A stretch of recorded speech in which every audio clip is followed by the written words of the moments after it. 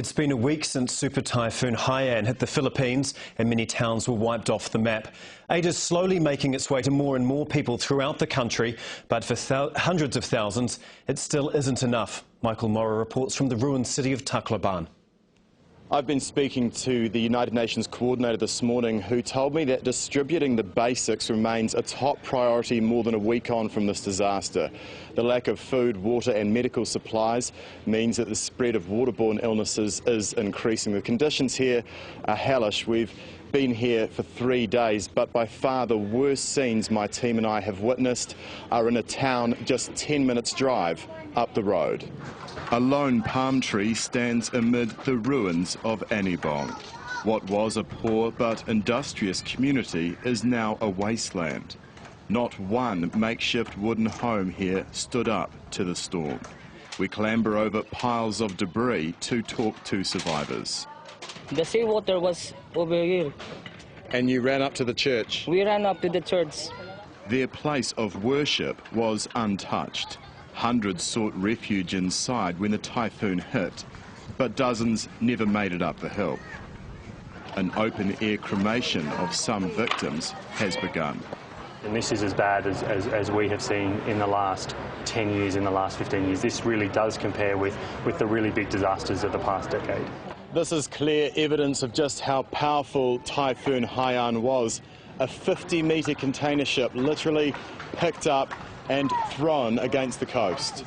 Because of the wreckage, this town is challenging to access and not enough aid is getting in. That's not a problem isolated to Anibong. Reverend Gideon Aliposa from Naganaga town came to the UN headquarters to tell them directly of his plight.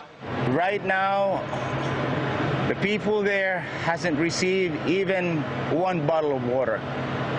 We haven't received even a single pack. Airports are open and aid is getting in, but getting supplies to where they are needed most is happening slowly. It's difficult to get the aid out to places outside of these hubs because we don't have trucks and we don't have fuel. Many are starting to rebuild, but because they had so little to begin with, hope for the future rests with the international community.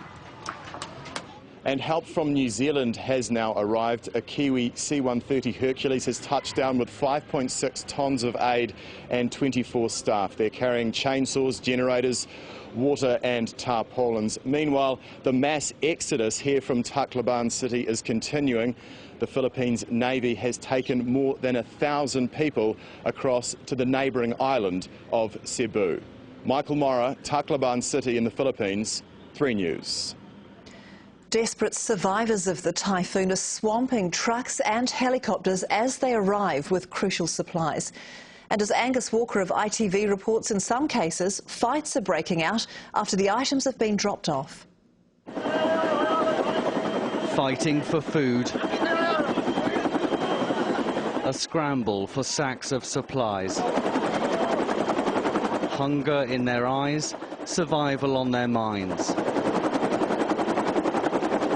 In seconds, it's all gone. Too little, and 1 week on, arguably too late. They want the crew's bottled water, so we hand it out.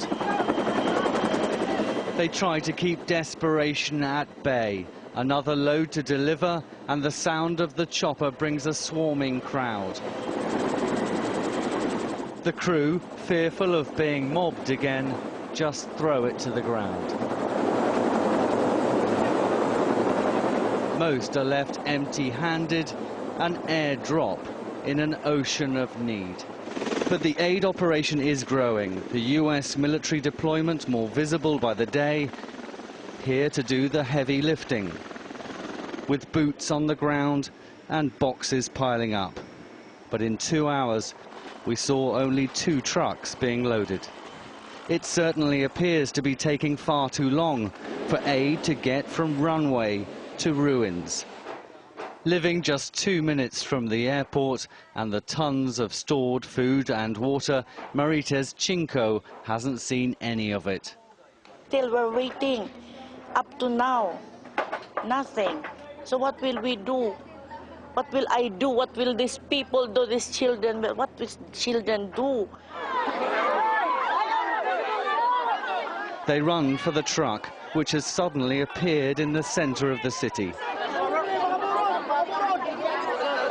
It's packed with food from the government. Aid is being delivered to Tacloban, but it's simply not enough.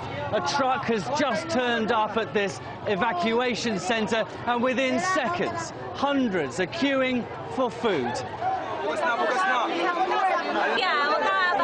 Little by little, help is in sight, but there's a long, long way to go.